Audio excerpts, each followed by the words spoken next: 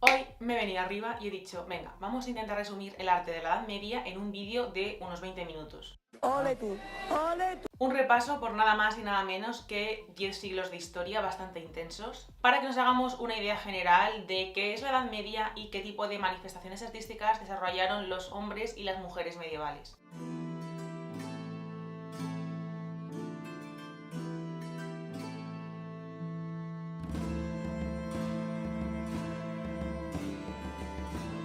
La Edad Media es un periodo histórico del mundo occidental que comprende aproximadamente desde el siglo V al XV y que a su vez se divide en Alta Edad Media, que nos llevaría desde el siglo V al X aproximadamente, la Plena Edad Media, desde el siglo XI al XIII, y la Baja Edad Media, que ya serían los últimos años de la Edad Media, el siglo XIV y el XV. Digamos que Edad Media es el nombre que la historiografía, que los historiadores le han dado a ese tiempo que va desde la caída del Imperio Romano de Occidente en el 476 hasta la toma de Constantinopla por los turcos en el 1453 para unos historiadores, o la llamada Conquista de América en el 1492 para otros historiadores. O sea que depende de dónde lo leáis, veréis un hecho histórico como fin de la Edad Media para unos o para otros. En cualquier caso, a rasgos generales nos movemos entre el siglo V y el XV.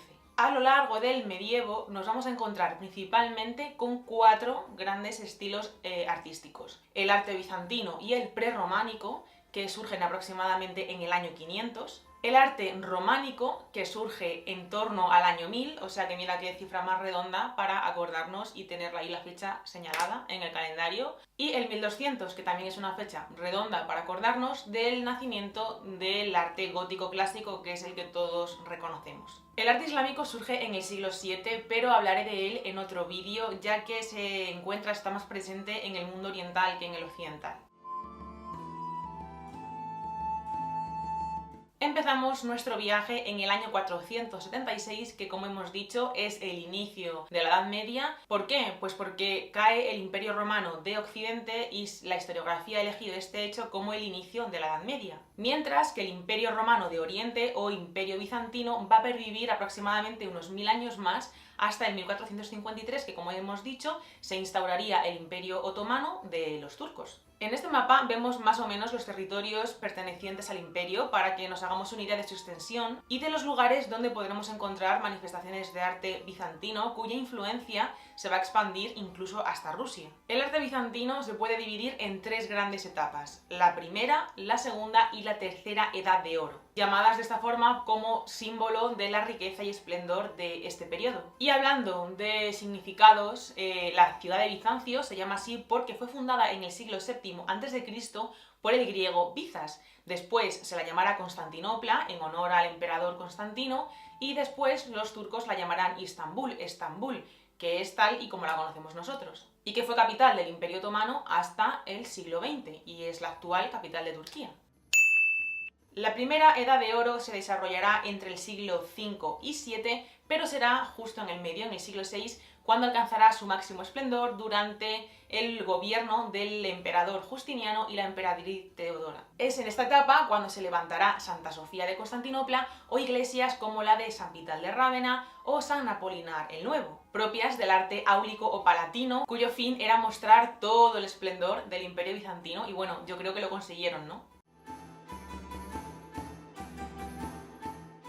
Encontraremos mosaicos tan famosos como el del emperador Justiniano y la emperatriz Teodora en la capilla palatina de la iglesia de San Vital de Rávena, o los de San Apolinar el Nuevo, donde vemos este famosísimo mosaico de los tres Reyes Magos, que como veis son todos blancos, y es que hasta el siglo XV no encontraremos en el arte la iconografía de Baltasar como un rey mago negro. La Eboraria, o el trabajo del marfil, también será una de las producciones artísticas más importantes de esta primera Edad de Oro, con polípticos y dípticos áulicos y religiosos. La segunda Edad de Oro bizantina tuvo lugar entre el siglo IX y el XII, donde a raíz de la revolución iconoclasta se rompió con la Iglesia católica, con la Iglesia de Roma, creándose así la Iglesia ortodoxa, con sus propios planteamientos y estética. Un ejemplo de la arquitectura de este periodo será la Iglesia de San Salvador de Cora en Estambul, aunque también fue muy relevante la expansión de esta arquitectura por territorios como Rusia o Ucrania, pero sobre todo en Italia, donde destaca San Marcos de Venecia. En cuanto a artes figurativas, encontraremos mosaicos y representaciones de la Virgen con el Niño y de Jesucristo. De hecho, la iconografía bizantina es bastante reconocible por el modelo del Cristo siriaco, el cual aparecía con barba y bendecido y junto al libro de la vida. La tercera edad de oro corresponde a los siglos XIV y XV, concretamente hasta 1453, cuando los turcos conquistan Constantinopla. Y fue un choque enorme, ya que ellos, pues como en cualquier conquista, impusieron su arte por encima del bizantino, y es algo que podemos ver en la actual mezquita de Santa Sofía con los minaretes añadidos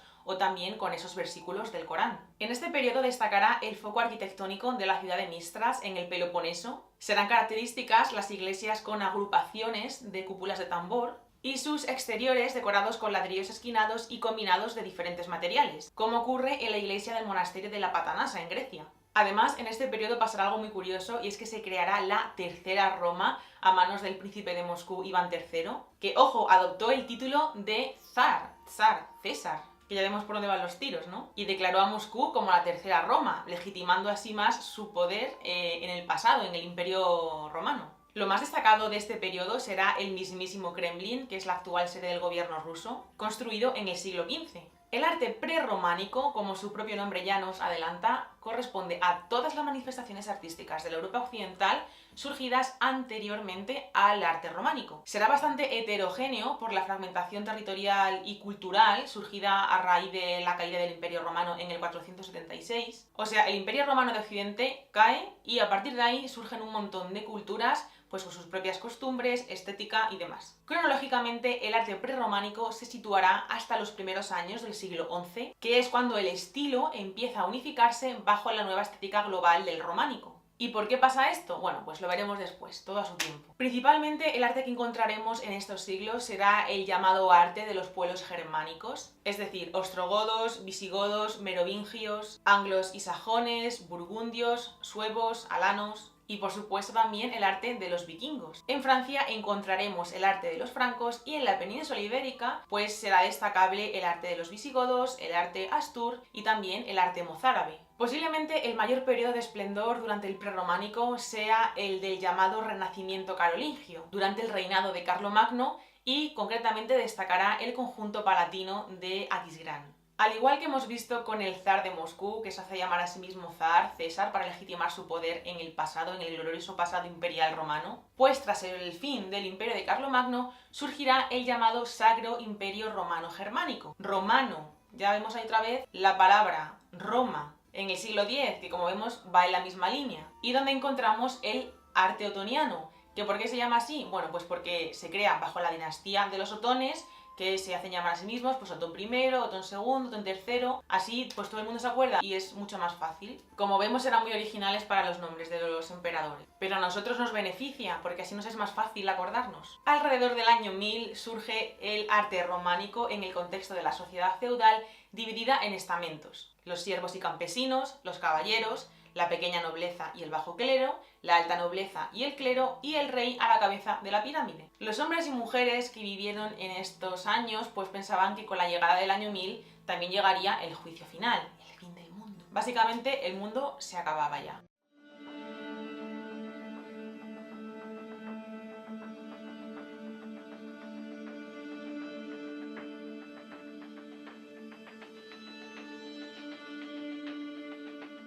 Un contexto que coincidió con el auge de la vida monástica, con la orden de Cluny a la cabeza, quien comenzó un reformismo eclesiástico y estableció la tipología y las características técnicas de los edificios que debían construirse. Como al final pues no llegó ningún fin del mundo, se comenzaron un montón de rutas de peregrinación alrededor de actos religiosos y adoración de reliquias que permitieron esa expansión del románico por toda Europa, unificando así el estilo. Aunque como veremos también habrá variaciones dependiendo de cada territorio. Voy a hacer un pequeño inciso porque es que quieres escuchar la palabra reliquia y... Las reliquias son objetos, en muchas ocasiones son restos biológicos, normalmente huesos o pelo incluso. Pueden además incluso ser partes completas del cuerpo, que son venerados por los fieles y que se guardan en relicarios, que en la gran mayoría de ocasiones son auténticas obras de arte. A este tipo de objetos, como por ejemplo las espinas de la corona que llevó Cristo durante la Pasión, se les atribuían cualidades curativas o de protección. y precisamente por eso se peregrinaba hacia ellas. Bueno, pues volviendo a lo nuestro, durante el románico se construyeron multitud de iglesias y sobre todo iglesias de peregrinación, donde lo que se buscaba era la perdurabilidad del edificio, que fuera austero y sobrio y sobre todo que adoctrinase a los fieles a través de las esculturas y la pintura. La planta de los templos era normalmente de cruz latina, en alegoría a la cruz de Cristo, con 3 o 5 naves. Las iglesias de peregrinación se van a caracterizar por la girola alrededor del ábside, que permitía precisamente pues esa circulación de los fieles alrededor de las capillas donde se encontraban las reliquias. Bueno, por encima de las naves laterales se encontraban las tribunas, que precisamente pues eran espacios para acoger a la mayor cantidad posible de fieles. Por último, contaban con 3 pórticos de acceso a los pies y en los brazos del crucero, como alegoría a la Trinidad. Como ya he dicho, aunque hemos visto que el estilo pues estaría bastante unificado en Europa, también es cierto que existen particularidades estilísticas dependiendo de cada territorio: Francia, Península Ibérica, Italia, etc. En arquitectura, además de las iglesias y catedrales, encontraremos también 2 tipologías más que serán muy importantes, que son el castillo y el monasterio. Además de la arquitectura, también será muy llamativa la pintura románica y sobre todo la escultura, que encontraremos sobre todo en portadas y relieves, cuya función no solamente será decorativa, sino también docente, ya que lo que se pretendía era formar a los fieles en las doctrinas de la Iglesia Católica. Pensad que la gente pues prácticamente no sabía leer ni escribir, entonces la mejor forma que había de aprender era observando, mirando. La pintura se caracterizaba por su linealismo, es decir, se usan fuertes contornos que marcan las siluetas de las figuras y también pues por la falta de perspectiva o dimensión de profundidad. Además, será una pintura bastante fácil de reconocer por su cromatismo plano, es decir, que se aplican los colores puros sin apenas gamas.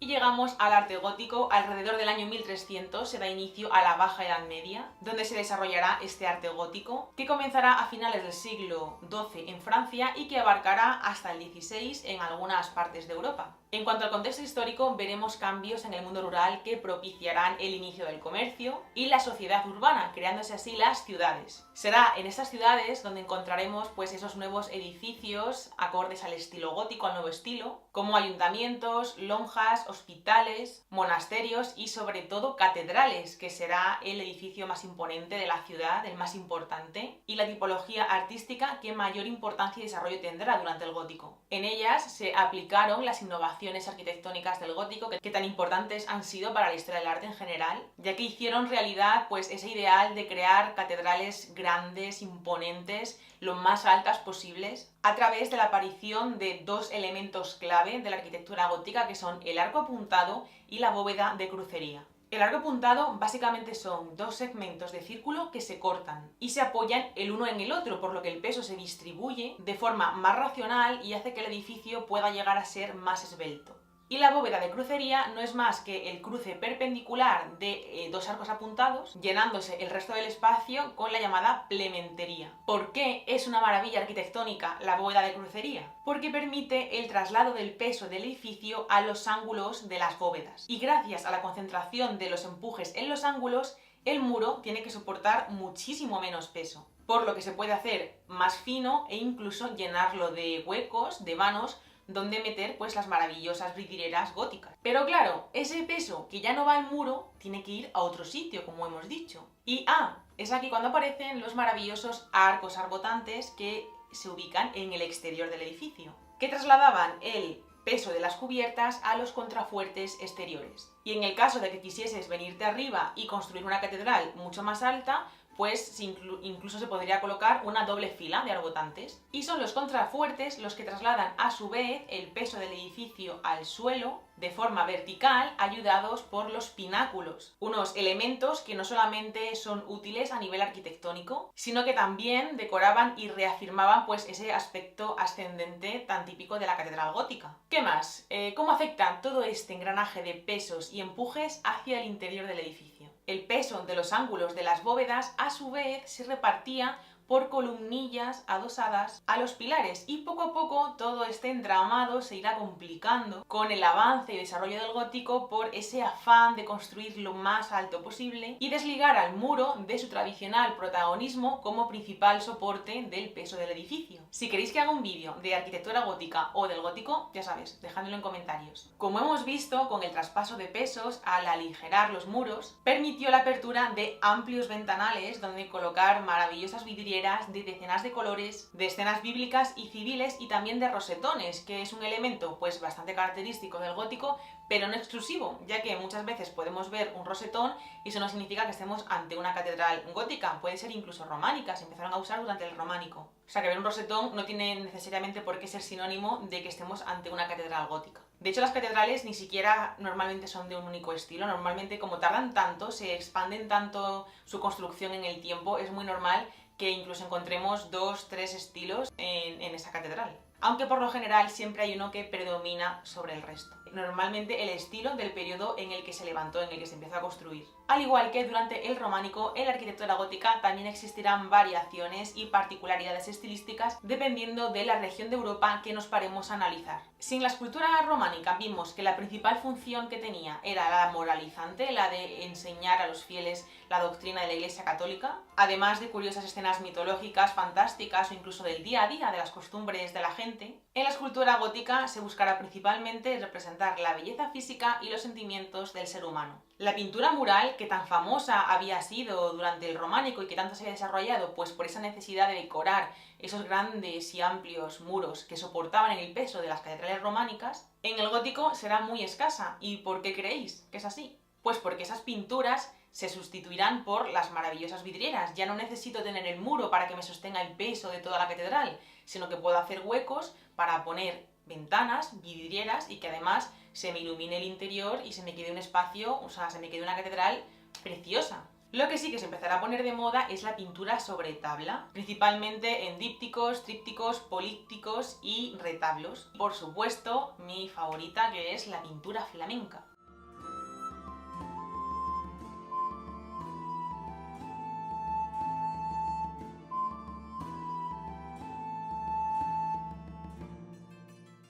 Y hasta aquí el vídeo de hoy, espero que te haya gustado, que te haya sido útil, que hayas aprendido algo nuevo. Si es así, dale like, suscríbete al canal para ver más vídeos. Sabes también que puedes seguir mi día a día en Instagram y nada, nos vemos en el próximo vídeo. Gracias por llegar hasta aquí, chao.